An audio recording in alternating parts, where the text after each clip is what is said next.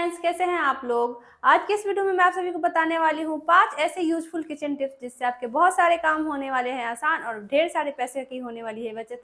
तो वो क्या है किचन टिप्स, उसके लिए वीडियो में बने रहिए। अगर वीडियो अच्छा लगे तो लाइक करना, शेयर करना, हमारे फेसबुक पेज को फॉलो करना। तो चलिए वीडियो को शुरू करते हैं। देखिए, इस तरह का जो मिठाई का डब्बा होता है ना, हम लोग घर पे लाते हैं। रसगुल्ला हो या कोई भी मिठाई मिलता है और खाने के बाद जब ये खत्म हो जाता है तो हम इसको फेंक देते हैं। लेकिन आज इसका ज़बरदस्त इस्तेमाल बताऊंगी जिससे आप देखने के बाद वीडियो आप इसको कभी फेंकोगे नहीं, इसका इस्तेमाल करोगे।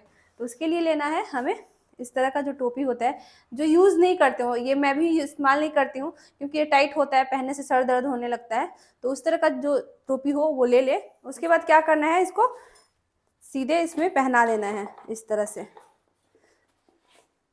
टोपी को इस तरह से पहनाना है और इस तरह से इसको कर देना है। तो देखिए, ज़बरदस्त सा ऑर्गेनाइजर बन के रेडी हो गया है हमारा। देखिए, इस तरह के जो किचन के टूल्स होते हैं, जो छोटे छोटे होते हैं, हम लोग इधर उधर रखते हैं, बिखरा पड़े रहता है। तो इसको इसमें अच्छे से अरेंज करके रखेंगे तो ये अच्छा से पड़ा रहेगा और एक जगह रहेगा, देखने में भी सुंदर लगेगा और एक जगह रहेगा तो अच्छा लगेगा। देखिए, इस तरह से हमने इसमें रख दिया और एक जगह इसको अच्छे से रख दीजिए तो ये सेट भी रहेगा। देख सकते हैं कितना सुंदर लग रहा है, देखने में लग ही नहीं रहा है कि हमारा बेकार सा पड़ा हुआ रसगुल्ले का डब्बे का इस्तेमाल हो गया। देखिए, जब हम लोग बाजार से साग खरीद के लाते हैं और तुरंत हमें बनाना नहीं होता है, उसको स्टोर करना होता है, रखना होता है, तो वो सूखने लगता है या फिर गलने लगता है, ऐसे हम लोग रखते हैं। तो आज एक ऐसा तरीका बताऊंगी जिससे ये लॉन्ग टाइम तक आप इसको स्टोर करके रख सकते हैं। देखिए, जब बाजार से साग खरीद के लाते हैं तो उसको धोना नहीं है, सिर्फ साफ कर लेना है। अगर गीला है ना तो उसको पंखे के नीचे रख के सुखा लीजिए ताकि इसके पानी जितने भी मॉइस्चर है वो सब सूख जाए। उसके बाद इस तरह का जो जीपर पैक वाला नमकीन का या कोई भी पैकेट आता है वो ले लेना है। और इसमें ऐसा नहीं है सिर्फ मतलब ये साग ही होगा, कोई भी साग जो पत्ते वाले होते हैं ना, मेथी साग हो गया, बथुआ साग हो गया या फिर धनिया हो गया, सबको इसमें स्टोर करके रख सकते हैं। और इसको सुखाने के बाद देखिए, जैसे मेरा ये साग बिल्कुल ड्राई है, सूखा हुआ है, इसमें पानी बिल्कुल भी नहीं है।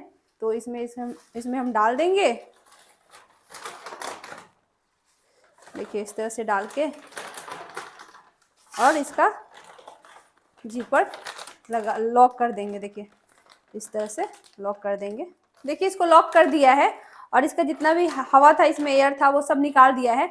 और इसको क्या करेंगे ना, सिंपली लेके जाएंगे फ्रिज में रख देंगे।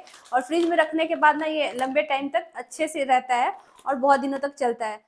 देखिए, आप अपने घर पे लोहे का चाकू या फिर लोहे का जो कैंची होता है वो इस्तेमाल करते हैं और उसका धार खत्म हो जाता है, तो कैसे उसको सही कर सकते हैं, एक छोटा सा टिप्स शेयर करूंगी जिससे आसानी से आप घर में इसका धार सही कर सकते हैं। देखिए, इसके लिए लेना है हमें इस तरह का पत्थर, ये कहीं भी रोड साइड मिल जाता है। और उसको लेके इसमें इस तरह से चाकू पे इस तरह से तेज करना है, चाकू या कैंची हो, जो भी धार खत्म हो गया हो, इस तरह से करेंगे 2 मिनट तक।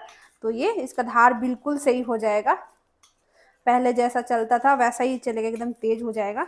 इसको करते टाइम आप लोग बिल्कुल सावधानी से करें, नहीं तो हाथ भी कट सकता है। जैसे मैं धीरे धीरे कर रही हूँ आसानी से, ताकि मेरे हाथ पे ना लगे, नहीं तो हाथ में लगेगा तो कट सकता है। तो देखिए, इस तरह से करना है। उसके बाद देखिए, मैं दिखाती हूँ इसका धार। इसका धार बहुत तेज हो गया है।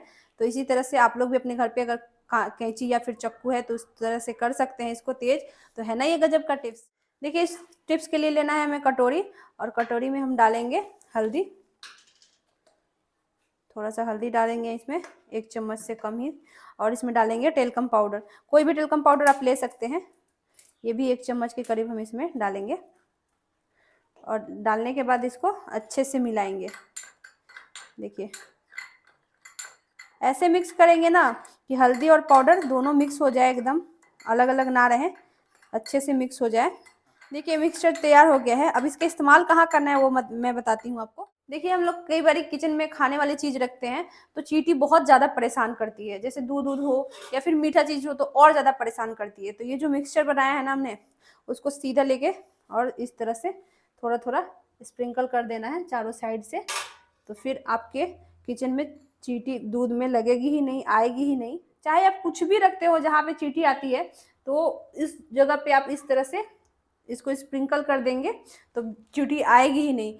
चाहे गार्डन में आपके चींटी लग जाती है, पौधे में भी चींटी लग जाती है, तो वहाँ पे भी इसको छींट देंगे ना थोड़ा थोड़ा, तो वहां पे भी चींटी नहीं लगेगी, और जो चींटी लगी होगी ना वो भी भाग जाएगी। तो है ना ये गजब का टिप्स। देखिए इस टिप्स के लिए हमें चाहिए इस तरह का कोल्ड ड्रिंक का जो बोतल आता है ना, जो छोटे वाले 10-20 रुपए में जो मिलते हैं वो वाले, हम लोग पीते हैं उसके बाद फेंक देते हैं। लेकिन आज एक ऐसा तरीका बताऊंगी जिससे आप ये कोल्ड ड्रिंक का बोतल कभी फेंकोगे नहीं, इसका इस्तेमाल करोगे आप। तो देखिए इसके लिए करना क्या है, इसको ना यहाँ से कट करना है।